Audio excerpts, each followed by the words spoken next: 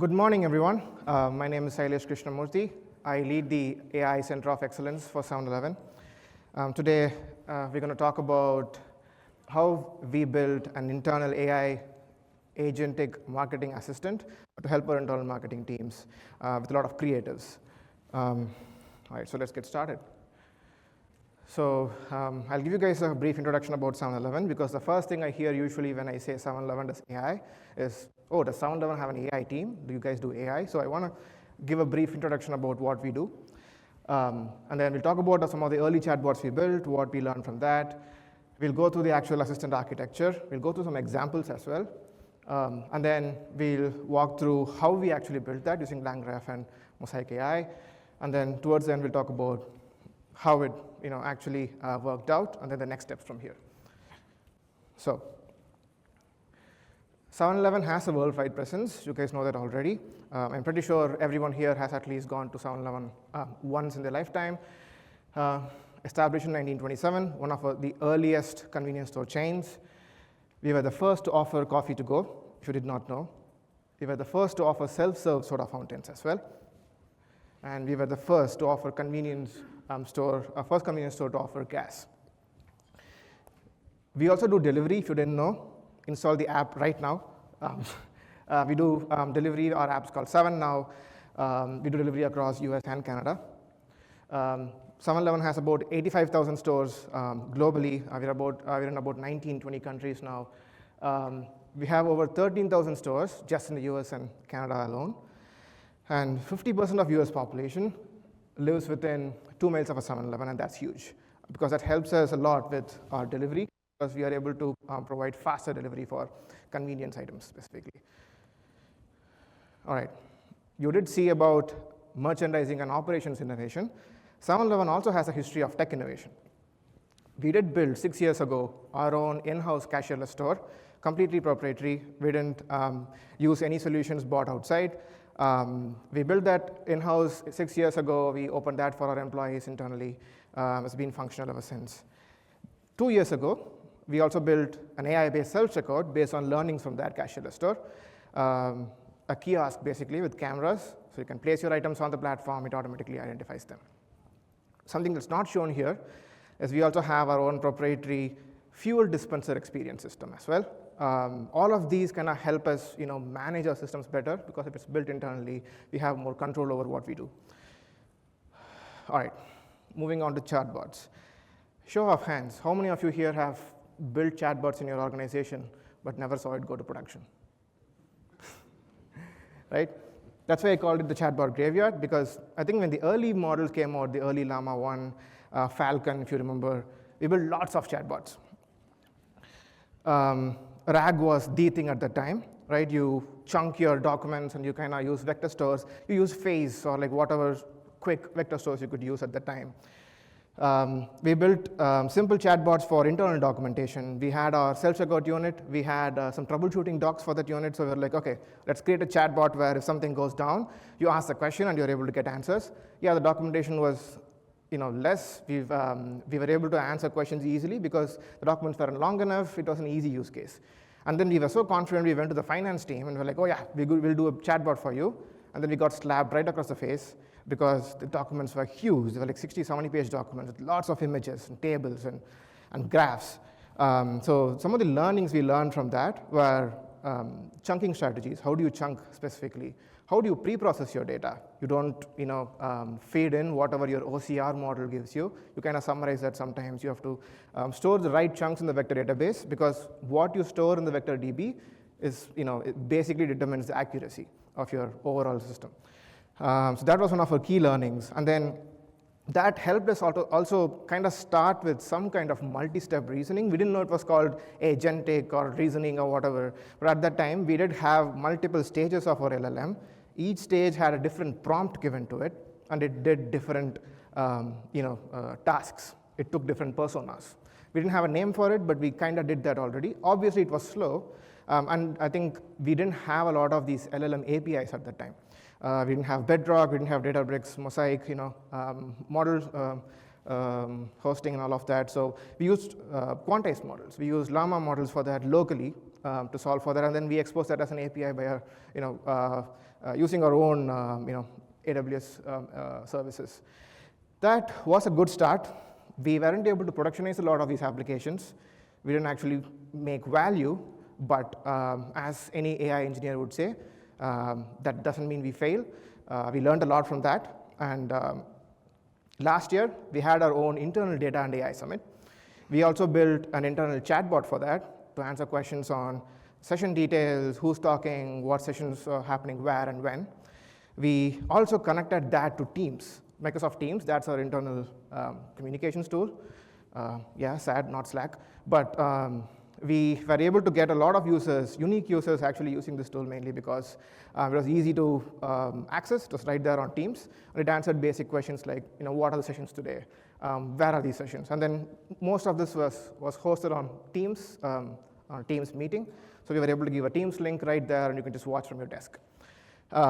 We did that before Databricks did their BrickBot this year. So yeah. And we started that with basic RAG, what we learned in the last slide I showed you. That did not work that well, mainly because we made PDF documents. We created clear chunks of each session, speaker information, all of that. Even if the vector database was good, even if the retrieval retrieved the right chunks, the final answer was not good enough, because sometimes you have to give all the sessions in the day, and you won't have enough chunks being retrieved sometimes. Then you have to do dynamic retrieval. It was too complicated. So we had this ingenious idea, quote unquote, where we just made all the information kind of sit within a UC table. So we made a session table, we made a speaker table, we wrapped that around in a Genie space. I think Genie APIs were in public beta at that time. So we got access to that, we exposed the space as an API, we connected that to Teams, and that worked. We did have to wrap around some business logic and some guardrails here and there, but it worked. Like I said, I think we had around slightly less than 600 unique users using that. We had multi-step reasoning. That is the architecture we wanted to implement. We did not, mainly because it had a lot of steps and it was a little slow. If you had to go through all these individual steps, you're not going to wait for like 3 minutes for an answer from a bot, right? So the guardrails I mentioned, the guardrails were basically just prompts. We didn't have specific guardrails. We explained in detail what the bot should not do, and it kind of worked mostly. We had people ask about the salaries of all the summit participants. It did not answer that. Obviously, it doesn't have the data, but it shouldn't hallucinate something, right? It asked about people asked about email addresses. People asked all sorts of random things. People yelled at it, cussed at it. It kept its cool, did not answer any questions. It did exactly what we asked it to do, basically give standard prompted answers. And that worked at that time because it was mostly internal users, right? All right. From there, we'll move on to the actual creatives assistant we're here to talk about. So all of the previous chatbots we built helped us learn a lot. One of the main things we learned when we did the guardrails, especially for the Summit chatbot, was you will have to give very clear long-form prompts. That was not natural for us. Like naturally, you only give 3 or 4 line prompts, maybe 10 lines. It doesn't feel right to give a 20, 50 line prompt, right? That did work really well for one of our older chatbots, and we learned that maybe that actually works through experience. So that helped us, kind of in the next steps, and I'll walk through that. So when we got the first introduction to the use case itself, there were a lot of external vendor companies obviously reaching out to the marketing team saying, oh, we'll build you this chat assistant that will help you with all the creatives, campaign ideation, and all of that. And we were like, oh, like any other AI team, I'll build that internally. I'll build it myself, right? That's what we do. So we said we'll build a POC. We'll try it out. We'll see how it works, and then we'll take it from there. So the team wanted to use Gen AI. They didn't specifically have very clear requirements on like what that assistant should do, but mostly at least overall ask was it should help in ideation.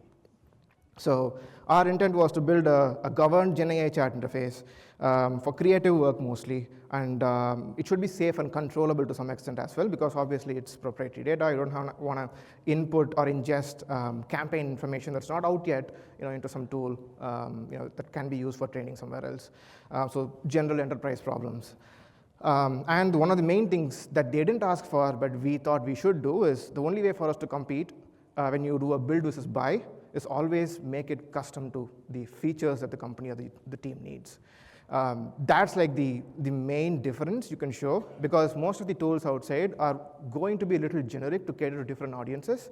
But when you build internally, you can build for your actual users, and that gives you an edge. For all the AI engineers here, if you want your POC to succeed, that's what you do. All right. So the creative assistant itself was basically, the initial assistant at least, was 3 simple bots in a trench coat. So the first one basically does creative campaign generation. So you can give basic information about your campaign. It's a summer campaign for new flavor of Slurpee. I'm targeting this geographic region, this demographic, and all of that. You give that information. The assistant basically comes up with campaign ideas. What does campaign mean? It's usually the way you communicate to customers. So the taglines you use, the copy, the content you use to talk to them, the channel you use to talk to them as well, email, SMS, push notifications. Is it POP, the posters in the store? Is it ad on Facebook or whatever, right? All of this is comprised together as a campaign. So the campaign generator kind of helps you come up with that. That's the first. Second is a copywriter. Copywriter, we separated these two mainly because the copywriter's whole job would just be to write copy. Writing copy is basically coming up with the actual content that goes to customers, right? That is a separate job. If you didn't know, you'll have a lot of marketing teams spend a lot of time perfecting copy, writing copy really well, because that goes to customers. You can't mess up with that. The last was a general assistant. We could not restrict every single question that came in to just the 2 bots, mainly because there would be some general questions as well, because people got used to ChatGPT at that point. So they're going to ask some general questions. You cannot have them ask any question, but as long as it is related to marketing and campaigns, you should be able to still answer that. If you kind of push them away for every single question they ask, it's a bad experience. So we also added in a general assistant that kind of helped with like generic questions. And this was our very early architecture, quote unquote. We had a supervisor, so user asks a question, a supervisor agent basically takes that question. You can consider it as a switch case a function that basically finds the question, finds the right bot to answer that question, and then kind of sends that to the bot. You can see the directions, the arrows here are unidirectional, which means the supervisor gets the question, and then you send the answer to either the creative campaign generator or the copywriter or the general assistant, and there's a final guard layer at the end that make sure we don't send anything provocative or toxic or anything to the end users. And then it goes back to the user itself. Pretty simple, pretty straightforward. This was our initial POC. It did its job, right? We were able to show that we can create campaign ideas, we can create some copy for you, and we can answer some general questions. And this is how the UI itself looked. Pretty simple Streamlit app. Again, AI engineers would know. You don't have support building actual React applications to make it look good. Streamlit is our savior always, as usual. So we built a simple Streamlit app. On the left, you see some filters. Again, this goes back to me saying that we have to be very tailored to our users, right? Because every brand has a brand voice. Your brand talks in a certain way to your customers. You also tailor your content based on the demographic you talk to, the geographic area you are campaigning on, and things like that. There are a lot of nuances there. So we understood how the marketing team actually worked for all of these campaigns, kind of added that as configs or drop-downs, basically. You can choose things like tone of voice, the demographics and age, and you can even choose things like call to action. Sometimes you want people to sign up for your rewards program. Sometimes you want them to click on a link and avail a promotion, claim a promotion, right? So adding all of this kind of helps. And in the back end, all of this is basically structured and then given as a prompt or added to the prompt that the user asks. So nothing too complicated in the back end, but in the front end, it makes it easy for the non-technical user to select options or select different tones of voice and all these config parameters. Easy on our end to just add that to the prompt. You ask a question, and then you see the bot explaining what sub-bot, the supervisor explaining what sub-bot it's sending the question to, and then the actual taglines right below that, and then some explanation and reasoning for why it came up with that as well.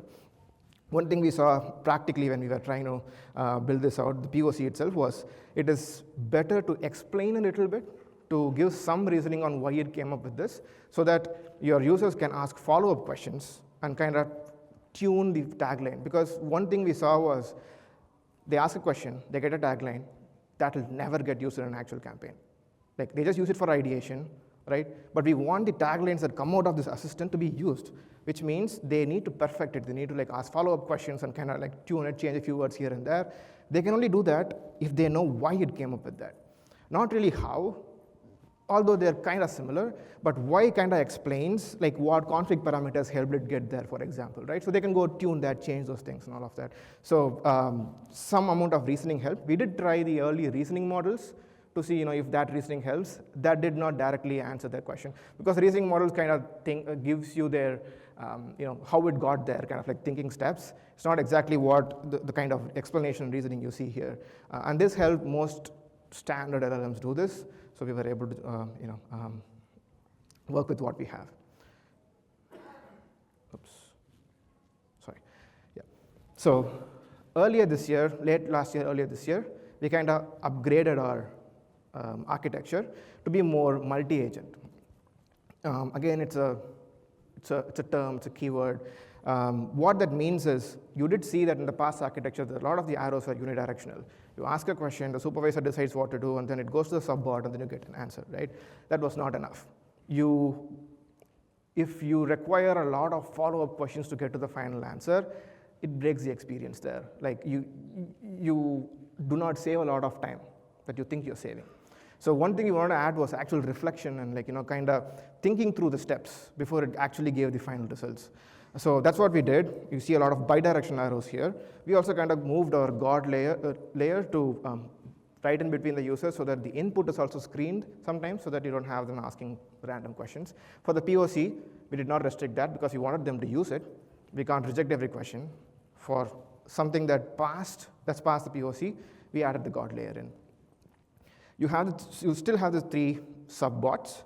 What you have extra here is you have tools, obviously. We added the web search agent. If you're not doing web search for marketing, it's not really that helpful, because you need to look at what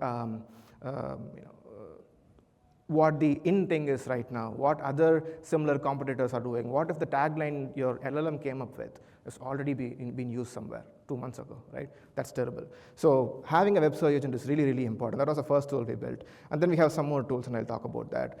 The other things we added was we added reflection, and then we added planning and distribution of work as well. Kind of similar, but basically some kind of thinking and reasoning before it spits out something, right? And then the last thing is human in the loop. That was very, very important. Obviously, the campaign taglines and ideas and all of that are not going to be sent to the customer directly. That's horrible. If you make one mistake, you're done. So we do have to have human in the loop. But the human in the loop we did was not just in the end. You could do that throughout the process, because you don't have to wait for the entire thing to work and give you something, and then a human reviews it, and you start the entire thing again. LangGraph kind of helps you introduce human in the loop in between the workflow itself. I'll talk about that in the later slides. But we did use that, and that's been really helpful. This is the I think the graph that LangGraph generates for the graph workflow you created. I added it just because I showed you an architecture a few slides before, and I said we did not implement that. The previous slide, the architecture you saw there, we did implement that. So that's us saying I'm not making things up. We actually did implement that. We have this working right now. We have, with the web search agent, we have the email tool as well. We are adding more tools after this. Now that I gave you a background, I bored you with a lot of technical details. I'll walk through an example workflow, because sometimes campaign and ideation, all of that is a little black box for people who haven't directly worked with marketing teams. So I'll walk through an example so it's easy to understand. So I mentioned you have something to start with, right? So you have a campaign, you have a new Slurpee flavor, or summer, right? You have summer of savings, or summer of whatever, and you have a demographic, you have a geography you're targeting, and all of that. All of that usually goes into a campaign brief. That's what marketing teams usually work with. It's basically a Word document with all the information. So you have a campaign brief that has the challenge you're trying to solve, the objective, the tone, look and feel, the desired reaction you're trying to get out of the campaign itself, and the mandatory elements to have. Sometimes you want to make sure some certain words always come in. For example, 7-Eleven has a proprietary brand called 7 Select. A lot of 7 Select products in there, and if we are making a campaign for one of those products, that name should come in there, right? So you can add all of these. This is similar to the config parameters you saw in the earlier slides, but usually this is what marketing teams already work with. They've been doing this for years. It kind of helps, so we let them directly upload files as well, and these files do not have graphs and charts and all of these tables, so it's easier to read because it's just a stream of bullet points. So the campaign brief is read, it goes through the guard layer. The guard layer basically validates to say, is it right, is it something toxic or inappropriate, just make sure we are doing what we're supposed to do. It says yes, go through, and then that's forwarded to the supervisor. The supervisor basically starts by thinking. It did not do that before. The supervisor basically just did an if-else. Now it starts by coming up with a plan. Okay, I'll coordinate the development of the 7-Eleven summer of savings campaign. I'll do some web research. I'll do some creative campaign concepts. I'll do some multi-channel content, and it comes up with these steps. And it also has the context of what tools it has available, all the sub-agents it has available as well. So based on that, it comes up with these very specific steps to do, and all of this is prompted in. Like you prompted to do all of this. So that's the fun part about LLM. You can tell it exactly what you want it to do, and it does that. Nice, right? So basically, once it comes up with this clear plan, first it goes to the web search agent and basically asks the agent to search for specific information based on what's in the campaign brief, and if they had chosen a few more config parameters like I showed in the first few slides, it takes that in as well and basically tells the web search agent to go and do a web search. And if you note here, it's not a web search tool, it's a web search agent. We're not hitting an API to do web search. We are handing that information to an agent that has access to the web search API. We separated that out. You can do the tool, which means the supervisor itself would be that agent, right? It would hit the API, get the information, do all the summarization. But the delegation of duties, the separation of duties really, really helps because it helps the LLM do what it's supposed to do really well. If you have this one supervisor agent kind of do everything, and you have like all of these different things added to the same prompt, it will do everything a little less mediocre. Like if you wanted to do everything really well, you want to have clear separation of tasks and responsibilities. So the web search agent basically takes that, conducts research, hits the API, gets the list of things from the web search API, and then summarizes that. And then it basically presents research findings. Again, we prompt in here to the agent itself to say, give me only 10 bullet points or 5 bullet points. Don't make it too verbose. Like you can do all of this, obviously. It gives you very clear research findings of what's going on out there, what's the in thing, is there a trend going on in TikTok or whatever. And then the supervisor takes that output. So every time, your supervisor is going to be the mediator. You could have the web search agent kind of talk to the next agents directly. I'll kind of probably talk about later in this about why that is not the best.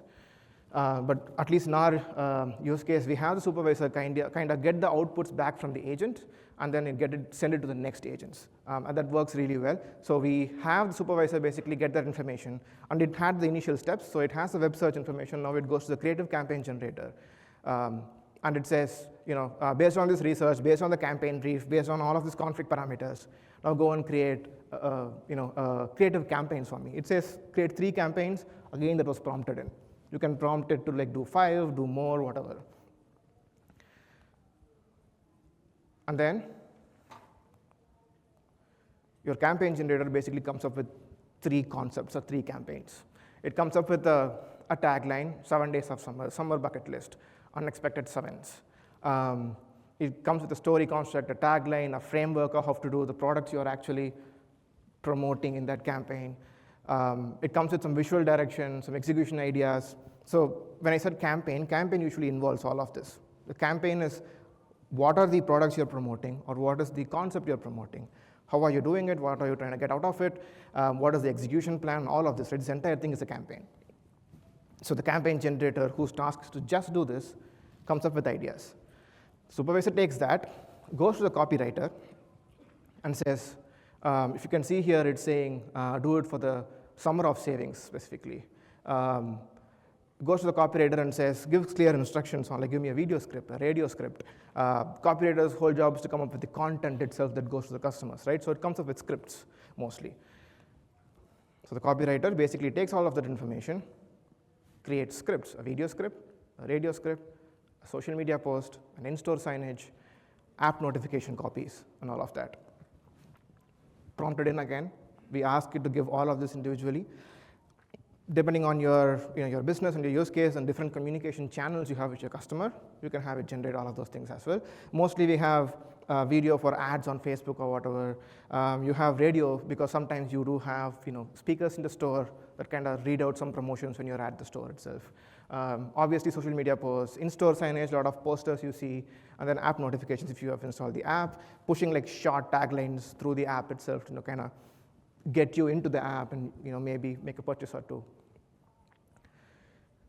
Now, the supervisor takes all of this information, goes to the general assistant. So now that we have the campaign briefs, we have the copy as well, we need to kind of put all of this together. We need to summarize this in a way that's consumable by the rest of the marketing team itself. So it goes to general assistant and asks it to kind of come up with an actual execution plan. Again, prompted in. So the general assistant basically comes up with a summary, a channel strategy, like different language adaptation, all of that. The supervisor basically does a final review. This is also, again, prompted in. We want the supervisor to make sure it checks for certain specific checkboxes that we want it to have. Like, for example, it went through these multiple steps to create final campaigns. If it misses a one or two, we have to start from the beginning again, and that's really slow. So we have the supervisor kind of reflect on some of the key requirements we gave internally. It checks for that. If it doesn't work, if it was not enough, it goes back and starts the process again internally. It doesn't tell the user, so the user is not having to prompt again. But this reflection step helped a lot. It helps kind of make sure there is a minimum level of quality in the answers you create. The last thing we added was basically after the web search tool, we added the email tool. You can kind of email this information out to your marketing team. The other thing you can do is, since there is a UI, they can ask these questions in the UI itself. All of these steps kind of show up on the UI, so they can interrupt. At some point, if it's going off the rails, it's doing something you don't want it to do, you can interrupt and ask the question again. You can show these answers in the tool itself, or you can send an email out, or you could remove the actual UI eventually, have them upload campaign briefs to a central location in Google Drive or SharePoint or somewhere, and all of this happens automatically in the backend. Right? All you get is you upload a campaign brief, and then in 2 minutes you get an email with all the information you need. You can use that, or you can go and ask it to change.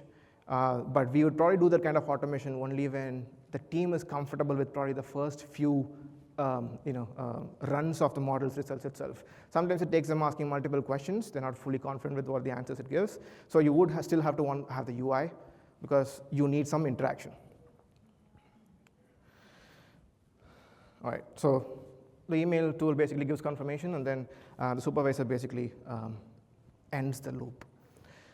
We did, if you see, for every single step, come back to the supervisor.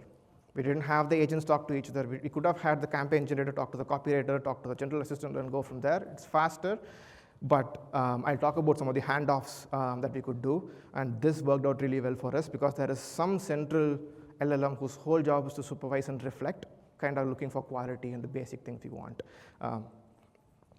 Especially in probabilistic systems, if you have everything chained, every single system is probabilistic.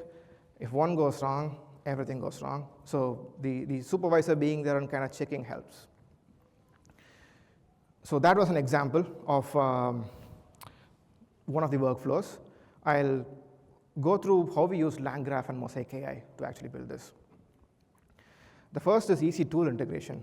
I'm sure you guys have already used LangGraph before. If you have not, I would say please do use it because it's easy to start using tools. You can actually even make a simple multiplier function in Python and make it a tool with a decorator. right? So tools need not be APIs.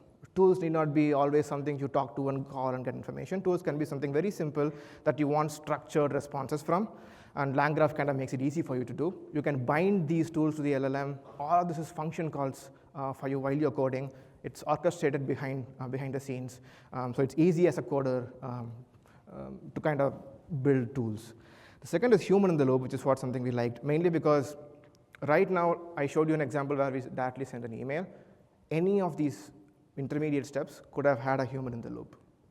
Mainly what LangGraph helps you do is two different things. One is you can have the human kind of verify before a tool is called. If you don't want to do web search for everything because it's sensitive, or whatever, you can have a human always step in and check what is being searched in the web before the assistant actually does. That does slow the process, obviously, yes, but it gives confidence to the end users. That's one of the most important things, right? You have non-technical teams actually using these tools. Software engineers, AI engineers are comfortable with a lot of these tools. We know that this is okay, but sometimes you do have to kind of ease it in with your business teams. So having human reviewers in between helps a lot. I think the second thing was you could actually approve and reject some steps as well. Based on approval and disapproval, it would kind of branch off to different nodes. It's good to have if, based on your human input, if you want something to happen automatically, you don't want to have an AI engineer step in. A human in the loop agent can just do that, and then automatically the entire workflow runs. It speeds up things. The third thing I really love is memory and persistence. Memory has been, at least in-chat memory has been very common now.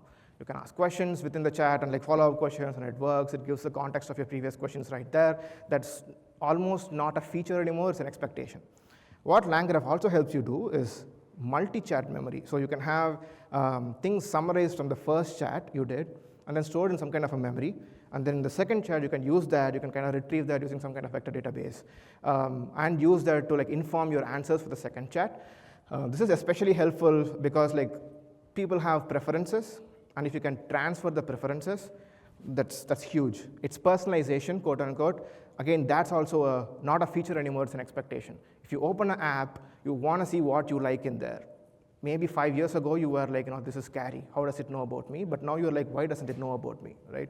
So that's almost an expectation now, and LangGraph helps you do that internally easily. They also have what's called procedural memory. The second image you see there, say your LLM is supposed to create tweets for you, right? So it's an expert tweet writer or whatever.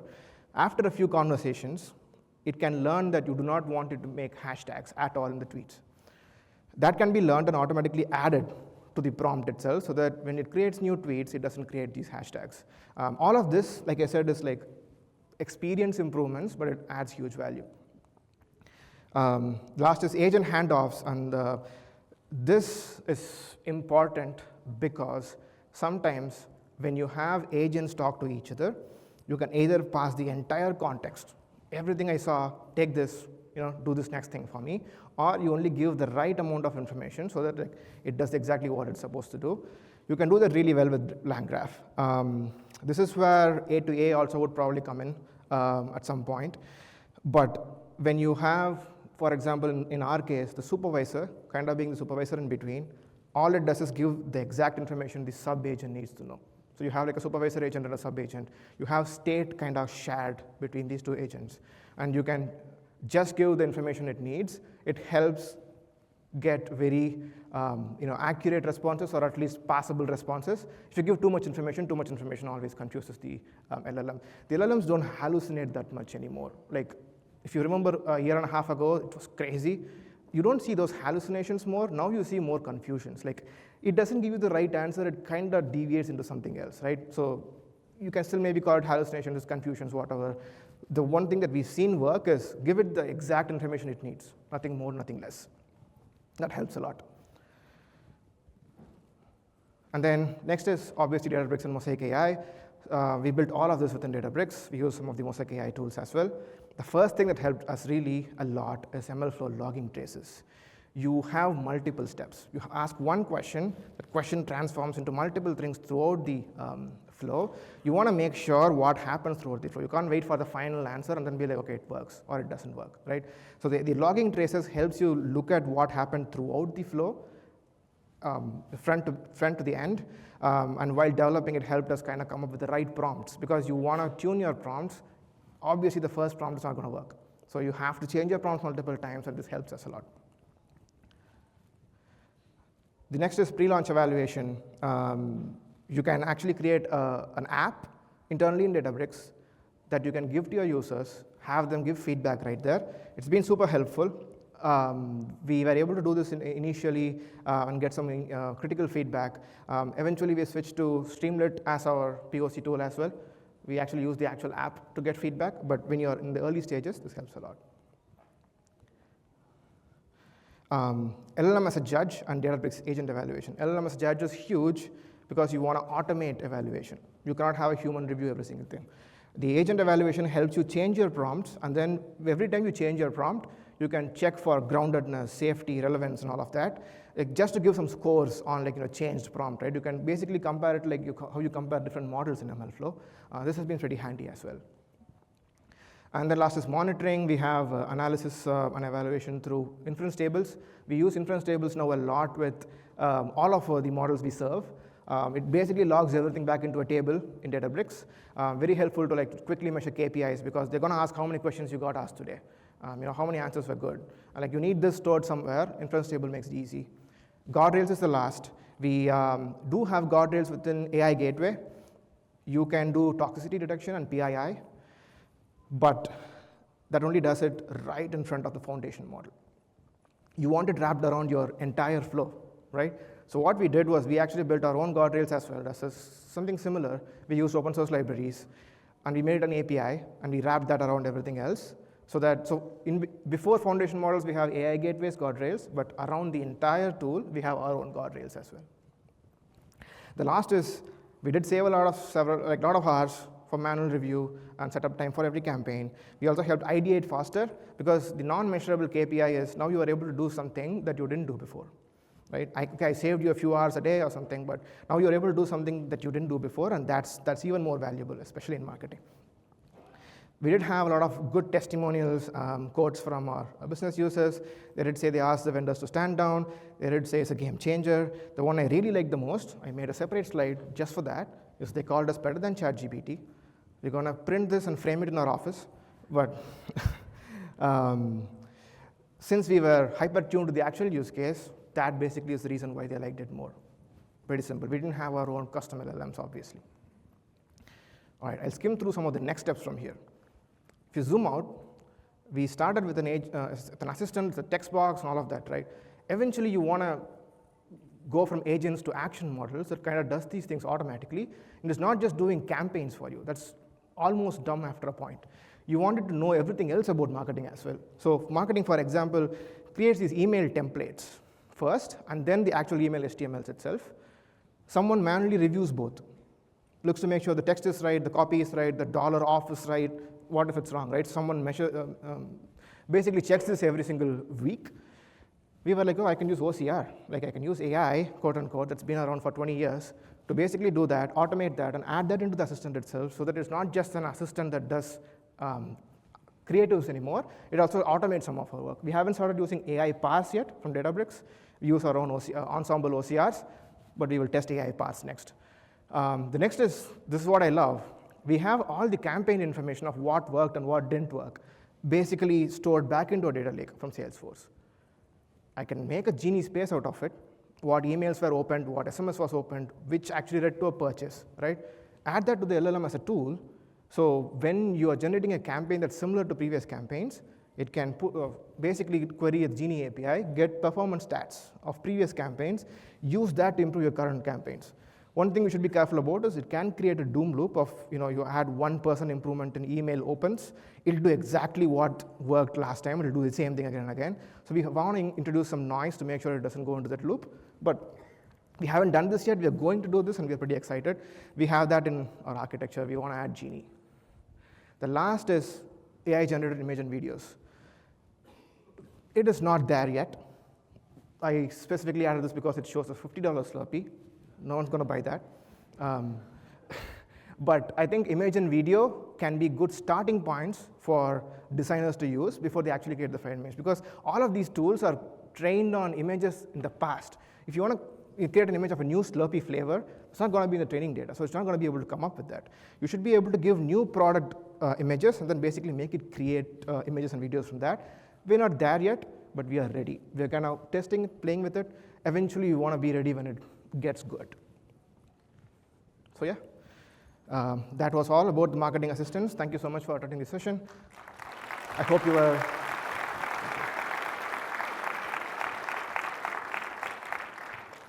able to take away something from this. Thanks again.